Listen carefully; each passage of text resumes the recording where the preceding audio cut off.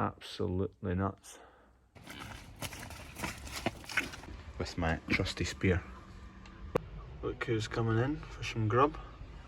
Got a wee party of cows following me this morning. Morning, Holly. What a beast. Big breakdown. There's a drill working there. It's raining. Wasn't forecast, so a bit annoying because we were going to get grubbing and sowing and ploughing, but it's just drizzling. It's not good to grub. It may plough and just sow right behind. Don't know. See what the next kind of hour brings. Quadbike's going to go and get serviced. Going to get looked at because it's not starting, but it's needing a full service anyway, so that's probably not helping the fact that it didn't start. Drill was going fine yesterday, plough was going fine yesterday, and grubber was going fine yesterday. I'm just away to feed these calves, and then I'm going to get the livestock trailer on, get a quad bike in it, and get it round to get serviced. Beasts. Look at this animal. Hey, come on, what do we get? Hey, alright, that's better. Come on! Percy, come on! Come on! Come on! Come on! Come on! Where is he? There he comes.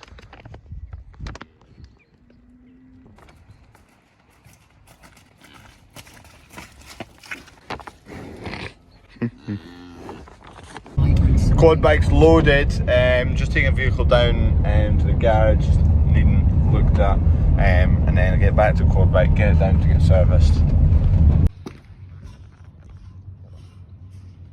Quad's in. Back now from dropping off the quad bike. Duncan and Kev are still bringing in bales, you can see them all in there. Packing all this away, all the clippers and all the chargers for them and whatnot, just because I won't need them for a while, and if I leave them here they'll end up just each separate bit will disappear.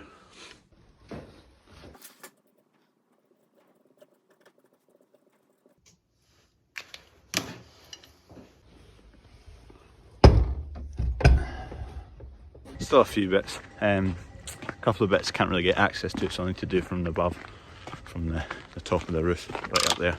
I'm going to go and check that roof I did yesterday. Check the sealed bits, see how well they're sealed since it's been raining this morning.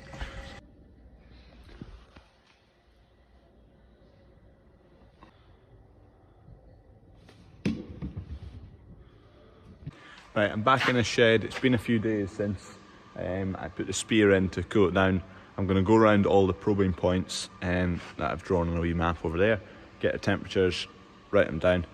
It's not been a week, but just going to test to see how much of a difference that fan's made with my trusty spear. Worked quite well actually. I can cut that cable tie off the end now, the glue will have set. Actually going to do this in a little bit later on. Duncan and Kev are going to have their lunch, so I'm needing a forklift to get a window down. I'll show you in a second. Squeezing out of here. Hopefully I'll get out there. I had to go back for the forks. It's a bit of a squeeze, but this is where I'm needing to get to. There's a window up there to go on that pallet. Slightly close to these boxes.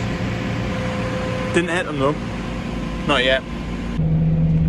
We've now got a window on the pallet. So this window came, last time we did an extension in the shop, there was these windows that had to come out, and they just got stored away for a while, and now we're using one of them to put on the barn conversion. It's going to go just right there. There's a hole to cut out. While this forklift's free, I'm going to move a trough. I didn't know it existed actually, I forgot it was there. So I need to take it into that shed where the calves are, because they need one more trough. That's the ticket.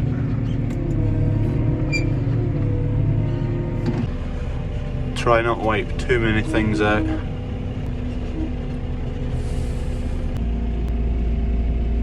I hit the box.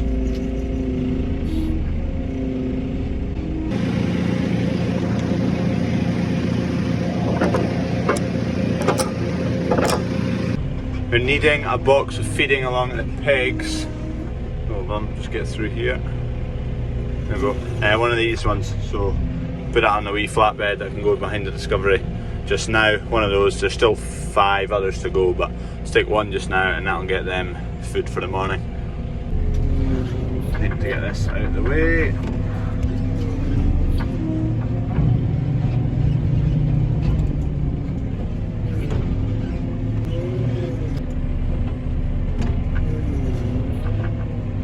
The grab can go back on.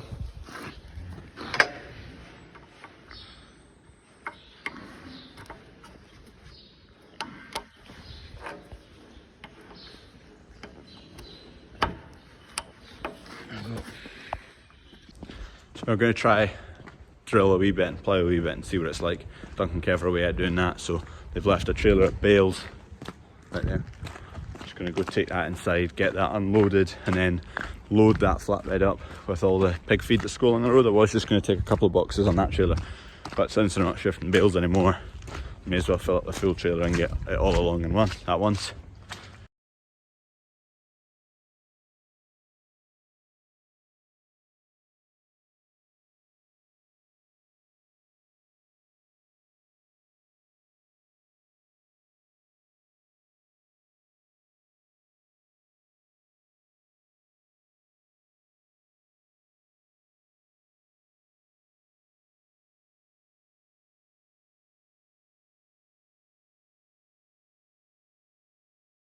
Right, bales unloaded, pig feed loaded, time for some grub. Right, we're strapped on, ready to go. It's looking a bit wet over there.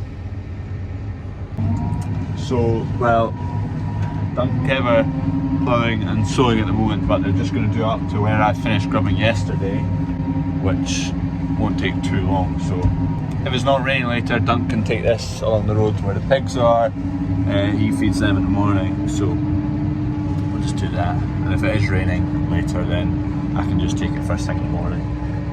Kev just in for a couple of bags of seed to keep him going. I'll keep him topped up. Look who's coming in for some grub.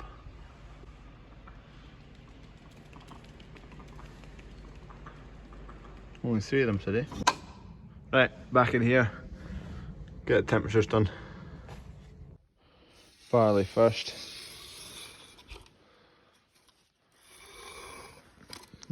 Just go there. Takes a couple of minutes to level off. So that temperature is right here. The 13.5, or the one that's going up right now, is in here. It was 22, was it 22? 22 and a little bit last time I probed it, so see where it goes to. As long as it's not going up the way, we're fine. Yeah, we're fine, that's the same as last time. Rape next. Worth a lot of money, this stuff at the moment.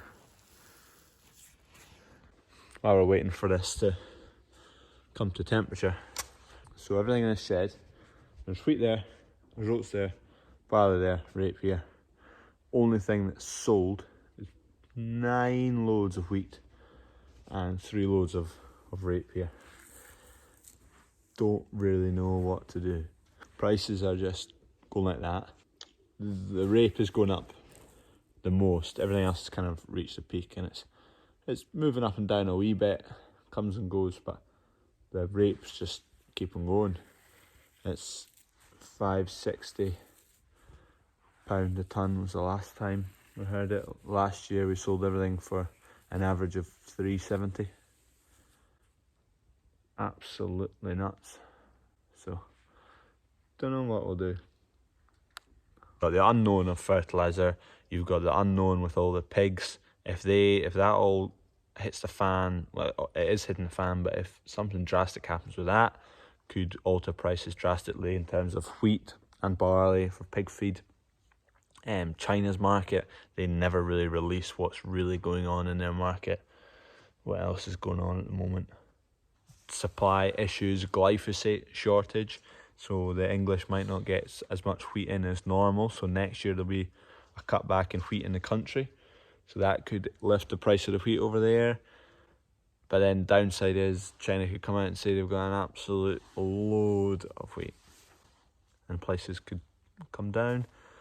There's hundreds of theories. There's so many ways you can look at it.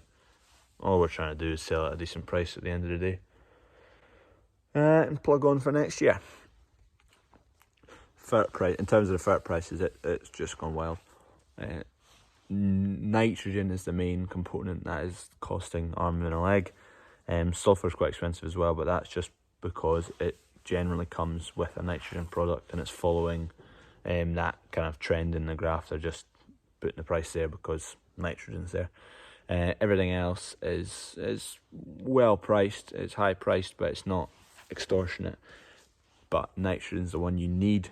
Nitrogen, sulphur, you don't want to cut back on. You can afford to cut back on your P's and K's a wee bit, just because the ground has got that, should have it. If your ground's okay, it should be able to survive a year without having as much as usual. It will even itself out, but the nitrogen and sulphur is a big must-have, so don't cut back on that. So you've got to pay the price of those products if you want to see the yields next year. Anyway, we're good. 20.7. On to the wheat next. First test of the wheat, 20.8. Go over to where the fans are, it's a bit warmer over there. Or it was. First test of wheat over there, 23. Second test, I've just put it in, so it's hopefully that 23.5 is friction at the moment. That should, hopefully it'll go up for another minute or so now and start creeping down. Yeah, we're fine. As for the fan, the cooler, didn't really make much difference to be honest. I didn't test right next to it, I went away a bit, see if it was drawing any heat from there. Not really, but it's not an issue at the moment. I've got them if it becomes an issue. Question of the day, name the crops from left to right. 1, 2, 3, 4. Right, that's my temperatures updated 4 days later. There's not much variation in them. I'm not in the exact same spot. I should probably mark it with like a bucket or something, so I'm testing in relatively the same spot each time. As long as they're not reaching silly temperatures, we're good. Didn't do the oats. They've been in not very long and they've been moved around a couple of times, so they're pretty cool. Anyway, I'll do lock this up.